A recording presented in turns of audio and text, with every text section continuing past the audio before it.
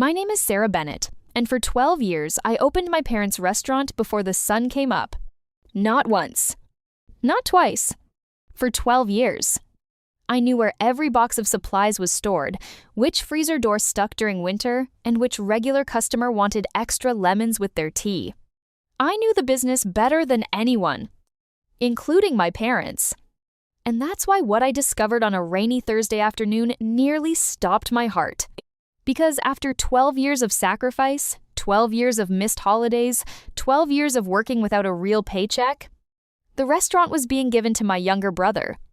The brother who hadn't worked a single shift there in almost 5 years. And what happened after I found out changed my family forever. My parents bought Bennett's Grill when I was 21. It wasn't much back then. Just a small roadside restaurant with faded paint and a leaking roof. Most people thought it would fail within a year. But my father believed he could turn it around. So did I. Every morning I arrived at 5 a.m. I helped unload deliveries. I cleaned tables. I worked the register. I learned inventory management. I handled customer complaints. Eventually, I started managing the entire operation. When my father had knee surgery, I ran the restaurant for 3 months. When my mother got sick one winter, I worked 70-hour weeks. When the pandemic nearly destroyed us, I negotiated with suppliers and helped keep the doors open. I wasn't just an employee. I was the reason the business survived. At least that's what everyone told me. My parents constantly said things like, "One day this place will be yours. You've earned it. We couldn't have done this without you." I believed them. Why wouldn't I? Meanwhile, my younger brother Jake floated through life. He changed jobs every few months. He quit whenever work became difficult. Sometimes he disappeared for weeks. My parents always had an excuse. Jake just needs time. Jake is figuring things out. Jake has potential. Potential. That word followed him everywhere. Responsibility followed me. For years I accepted it, because I thought the future would make everything fair. Then came the meeting. It happened completely by accident. My father asked me to organize some paperwork before meeting with an accountant. Normal task. I'd done hundreds of them. I sat in the office after closing and started sorting documents. Tax records. Insurance forms. Equipment invoices. Then I found a folder labeled Succession Planning. I wasn't trying to snoop, but my name should have been somewhere inside. After all, I was the general manager. I opened it. The first page explained everything. Upon retirement, ownership of Bennett's Grill would transfer entirely to Jake Bennett. 100%. Not 50. Not shared. Everything. My name appeared exactly once. Restaurant Operations Manager. Employee. Nothing more. I read the document 3 times. Then I stared at the wall. 12 years. And according to the future my parents had planned. I wasn't the owner. I wasn't a partner. I wasn't even considered family enough to receive a share. I was staff. The next few weeks were the hardest of my life. I didn't tell anyone what I'd found. I simply watched. And once I started paying attention, I noticed things I'd ignored for years. Jake suddenly began talking about remodeling. Jake discussed expanding the restaurant. Jake spoke like someone who already owned the place. My parents smiled every time he did.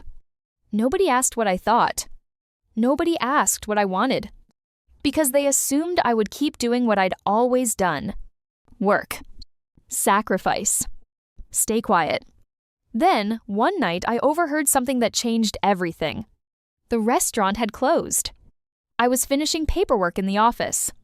My parents and Jake were talking in the dining area. They didn't know I was there. Jake laughed and said, "Sarah will never leave. She practically lives here." My mother laughed too. Then my father said something I'll never forget. She always puts family first. Not appreciation. Not gratitude. Expectation. That was the moment I realized the truth. They weren't grateful. They were dependent. And dependence often disguises itself as love. That night, I went home and opened my laptop. For the first time in 12 years, I calculated exactly what I'd contributed. Unpaid overtime, management responsibilities, marketing work, emergency coverage, business development. The number was staggering. Then I asked myself one question. If I left tomorrow, could they run the restaurant without me? The answer was obvious. No. And suddenly I understood something. I had spent 12 years believing I needed them. In reality, they needed me. The next morning, I made a decision. I submitted my resignation. Not dramatic. Not emotional. Professional. 4 weeks' notice. That's all. My mother thought it was a joke. My father thought I was upset about something temporary. Jake told everyone I'd be back. I wasn't. The 4 weeks passed quickly. Customers heard I was leaving. Many were surprised. Some were angry. A few quietly admitted they came because they trusted me. That mattered more than they realized. On my final day, I handed over every password, every procedure, every supplier contact, everything. I left with a clean conscience. 3 months later, my phone rang. It was my father. The restaurant was struggling. Inventory problems. Staff turnover. Customer complaints. Missed deliveries. Revenue down nearly 30%. He asked if I could come back temporarily. I said no. Not because I hated them. Because I finally respected myself. Another 2 months passed. Then something unexpected happened. A local investor contacted me. He'd watched what happened. He knew my reputation. He wanted to open a new restaurant. And he wanted me to run it. For the first time in my life, someone wasn't asking me to save something. They were offering me ownership. Real ownership. A partnership. I accepted.